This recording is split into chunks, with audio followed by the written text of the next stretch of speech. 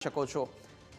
કોંગ્રેસના મહામંત્રી રામભાઈ સોલંકી આપણી સાથે જોડાઈ ચૂક્યા છે કે જેઓ મહામંત્રી છે કોંગ્રેસના। આપનું સ્વાગત છે રામભાઈ। આપના વિસ્તારની સ્થિતિ અમે લોકો સુધી પહોંચાડી રહ્યા છે કારણ કે જે સામે આવ્યું છે સૂર્યનગરનું આ હેલ્થ એન્ડ વેલનેસ સેન્ટર છે।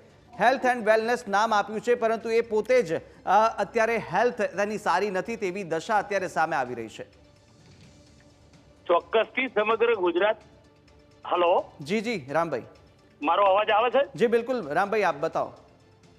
સમગ્ર ગુજરાતની અંદર આવી પરિસ્થિતિ બહુ ભયંકર છે। એમાં મારા મત વિસ્તારની અંદર આપે જે સૂર્યનગરની વાત કરી સાહેબ, સૂર્યનગર કંપામાં જે હેલ્થ એન્ડ વેલનેસ સેન્ટર આવ્યું છે, તમે જુઓ ને તો જોઈને તમને દયનીય પરિસ્થિતિ ઉત્પન્ન થાય એવી પરિસ્થિતિ છે। આજુબાજુ ઝાડી જોખરા ઉગી ગયા છે, ડોક્ટરોની સેવા નથી, કશું નથી। સમગ્ર તમે બીજા બધા પ્રાથમિક આરોગ્ય કેન્દ્રમાં બી તપાસ કરાવો ને તો ડોક્ટરો હાજર રહેતા નથી અને એવી દયનીય પરિસ્થિતિ આ સરકારે કરી છે કે તમે જુઓ તો માણસ દવાખાનામાં જઈ અને તમારે તંદુરસ્ત થઈને સાજા થઈને પરત ફરવાનું હોય, એની જગ્યાએ તમે દવાખાનામાં જઈને મોદા પડો એવી પરિસ્થિતિનું નિર્માણ આ સરકારની અંદર છે।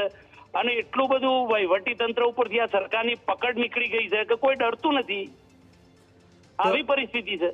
બિલકુલ રામભાઈ, અમે એ જ દ્રશ્યો જોઈ રહ્યા છે। આ કેટલા સમયથી આ સ્થિતિ ત્યાં આગળ છે? કારણ કે અત્યારે તો તાળા પણ મારેલા છે અને તાળા સાહેબ, આ તો સૂર્યનગર કંપા એટલે આપને કહું ને સાહેબ કે નજીકની અંદર ત્યાં આજુબાજુનો ગામડાઓ છે, વોરાવા, ઢેચણિયા, પાંચ ગામડા, એ બધા જે ગામો છે ને એસટી આદિજાતિ સમાજના ગામો છે। ગરીબ સમાજને એનો લાભ મળે એના માટેનો આ સરકારનો લક્ષ્ય હોય, પણ સરકાર છે ને એ ગરીબ લક્ષ્ય